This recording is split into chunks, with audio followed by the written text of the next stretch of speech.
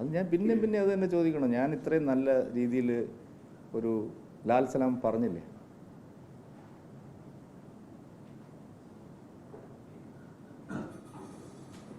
ഇരുപത്തിമൂന്ന് കഴിഞ്ഞിട്ട് ബാക്കി പറയാം. അപ്പോഴാണ് അതിൻ്റെ ഒരു രസം.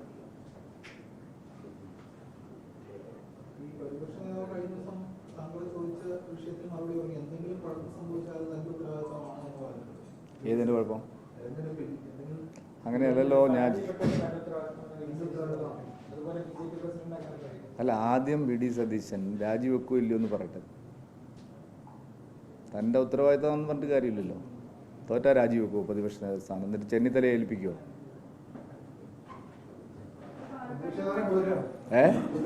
എന്താ സംശയം? രമേശ് ചെന്നിത്തല നല്ല അന്തസ്സുള്ള പ്രതിപക്ഷ നേതാവായിരുന്നു.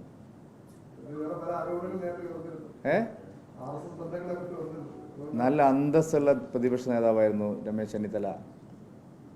ഈ ഉപജാപക സംഘം ഗൂഢാലോചന നടത്തിയിട്ടാണ് അദ്ദേഹത്തെ മാറ്റിയത്. കള്ളിയില്ലാത്ത വിധം പിണറായി വിജയനെ ബുദ്ധിമുട്ടിച്ച ആളാണ്. ഇയാൾ അഡ്ജസ്റ്റ്മെൻ്റ് അല്ലേ? ഇയാൾ പ്രതിപക്ഷ നേതാവാണോ?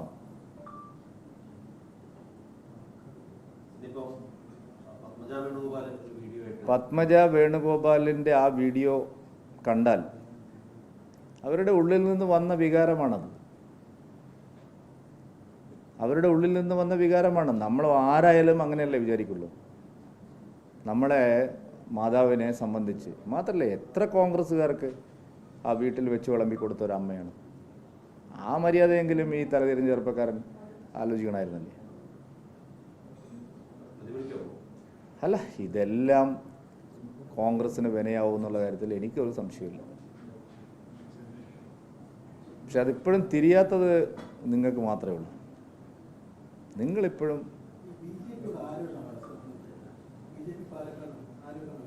BJP 3 മുന്നണികളോടാണ് മത്സരിക്കുന്നത്. 1 UDF, 2 LDF, പിന്നെ 1 നിങ്ങളും. അതെ, 3 മുന്നണികളോട് മത്സരിക്കേണ്ട ഒരു സ്ഥിതിയാണ് ഞങ്ങൾക്ക് ഇവിടെ ഉള്ളത്. മാധ്യമ മുന്നണി, LDF മുന്നണി, UDF മുന്നണി. മാധ്യമ മുന്നണി ഒട്ടുമിക്ക ആൾക്കാരും UDF-ഉമായിട്ട് സഖ്യത്തിലാണ്. LDF പറയുന്നതിന് ഞാൻ ഉത്തരം പറയേണ്ട ആവശ്യം. അത് കാണുമ്പോൾ അറിയാമല്ലോ നിങ്ങൾ എങ്ങോട്ടാണ് നിങ്ങളെ പോക്ക് എന്നുള്ളത് കാണുമ്പോൾ അറിയാമല്ലോ.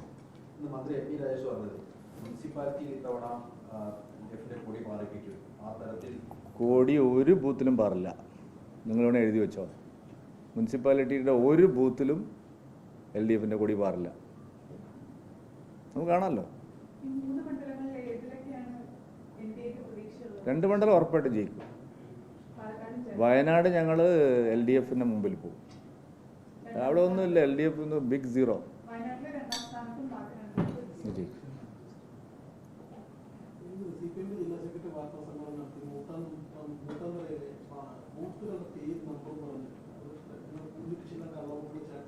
ഞങ്ങളോ? ഞങ്ങൾ കയറി ഇറക്കാൻ പറ്റുന്നു.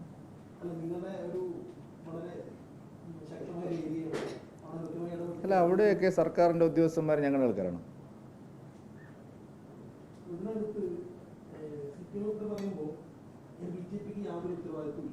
ഞങ്ങൾക്ക് എന്താണെന്നില്ല. തെരഞ്ഞെടുപ്പ് കമ്മീഷൻ എല്ലാം പരിശോധിച്ചോട്ടെ. ഞങ്ങൾ ആരും ഒന്നും പറഞ്ഞില്ലല്ലോ. UDF-കാർ പറയുന്ന പോലെ പരിശോധിക്കേണ്ടെന്ന് ഞങ്ങൾ പറഞ്ഞില്ലല്ലോ. സാർ, RSS-ൻ്റെ കാര്യാലയം എന്ന് പറഞ്ഞാൽ ഒരു പിന്നെ ആളിലൊഴിഞ്ഞ കെട്ടിടമല്ല. നിങ്ങൾ എന്താണ് RSS-നെ പറ്റി വിചാരിച്ചിരിക്കുന്നത്? RSS-ന് ഇവിടെ എത്രമാത്രം പിന്നെ ആൾക്കാർ RSS കാര്യത്തിൽ താമസിക്കുന്നുണ്ട്. എന്താ നിങ്ങൾ RSS കാര്യാലയം എന്നാണ് ഒഴിഞ്ഞ കെട്ടിടമാണ്?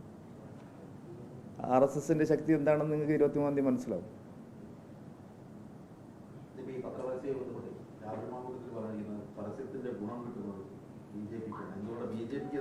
ഈ പരസ്യത്തിൻ്റെ അല്ലെന്ന്, ഈ തെരഞ്ഞെടുപ്പിൽ എല്ലാ വിഷയങ്ങളിലും ഉള്ള ഗുണം കിട്ടുന്നത് ഞങ്ങൾ കാണാം. നിങ്ങൾ ഈ ഉയർത്തിക്കൊണ്ടുവരുന്ന എല്ലാ വിഷയങ്ങളിലും ഞങ്ങളെ അടിക്കാൻ നിങ്ങൾ കൊണ്ടുവന്ന എല്ലാ വടിയും ഈ തെരഞ്ഞെടുപ്പിൽ മാന്ത്രിക ദണ്ഡുകളായിട്ട് ഞങ്ങൾക്ക് കിട്ടുകയാണ്. അതൊന്നും ഞാൻ പറയുന്നില്ല. എല്ലാ വടിയും, ഞങ്ങളെ അടിക്കാൻ നിങ്ങൾ കൊണ്ടുവന്ന എല്ലാ വടിയും മാന്ത്രിക വടികളായിട്ട് ഇങ്ങോട്ട് ഞാൻ ഗുണകരമായിട്ട് വരികയാണ്. അതുകൊണ്ട് നിങ്ങൾ ഇനിയെങ്കിലും നിർത്തുന്ന നല്ലത്.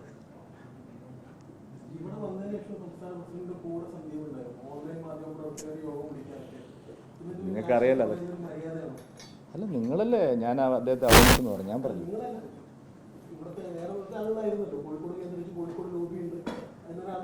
ഇതൊന്നുമല്ല നീ ഇലക്ഷനിലൊക്കെ നിങ്ങൾ ഇത് തന്നെ ചോദിച്ചു. 23 കഴിഞ്ഞാൽ നിങ്ങൾ എന്ത് ചോദിക്കും? തോൽക്കൂ എന്നുള്ളത് നിങ്ങളുടെ സ്വപ്നം മാത്രം.